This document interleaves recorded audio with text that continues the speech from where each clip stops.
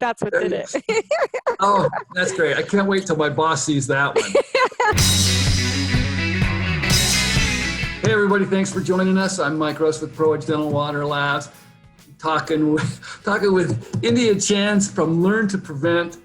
And it's so fun talking to you all the time. But why don't we just dive right into waiting room safety and the interim guidance coming out of COVID?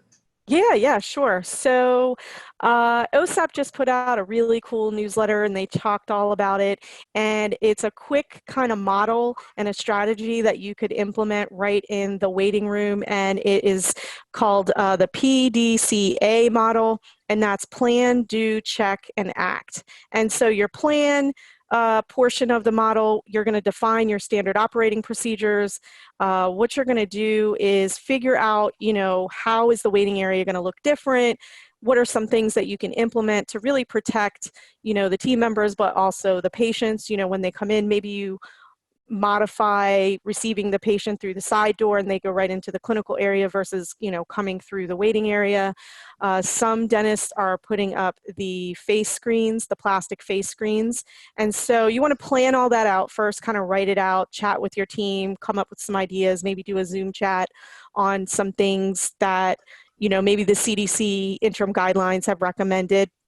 And then the second part of the model is called the do, where you actually perform these tasks. And so, you're going to observe, each day that you're open to see if what you planned is actually working, so that's how you're going to measure if those standard operating procedures are working, and then your check portion of the model is where you're going to analyze. So you'll receive feedback, maybe have a quick huddle at the end of the day, every day to see how it worked. What areas maybe you can strengthen a little bit.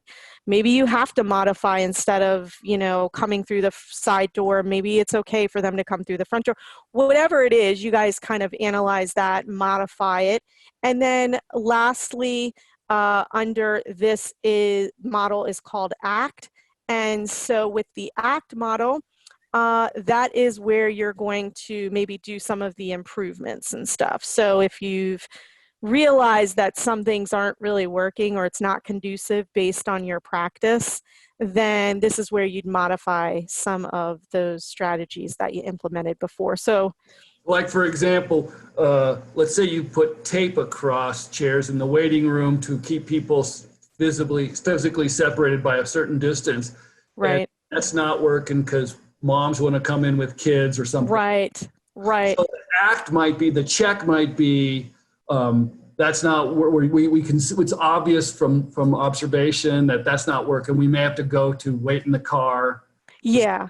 Or just remove chairs so that there's only three chairs in the waiting. Okay. Yeah, removing the chairs, maybe leaving one chair, reminding patients, especially if you work in a pedo office, not to bring the siblings. So they're only bringing the child that's going to be treated. If you have more than one child that's going to be treated, then, just figuring out maybe having, one child in at a time.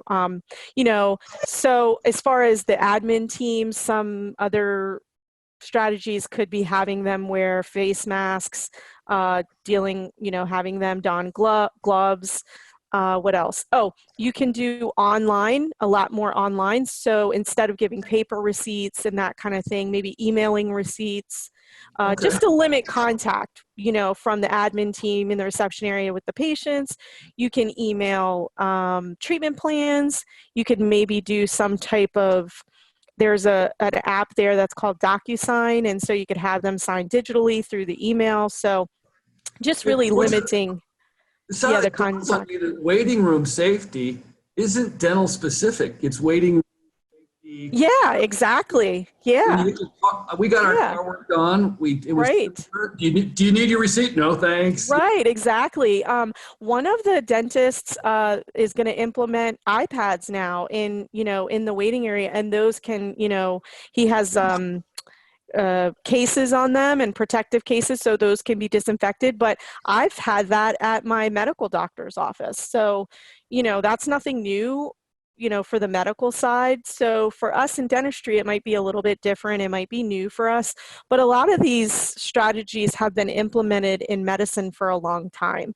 And so some might stay and some we might see go, once the bans are lifted and the mandates are lifted and things like that. And some things return kind of back to normal, for lack of better words. But I think that some of these strategies are going to stay in place. So moving forward. Yeah. So great stuff. India, where can people get a hold of you to learn more? They can follow us on Instagram or Facebook. We're at learntoprevent.com. That's LEARN, the number 2, prevent. Or you can visit our website, learntoprevent.com. Or if you have questions, shoot us an email. It's info@learntoprevent.com. Awesome. Let's do this again soon.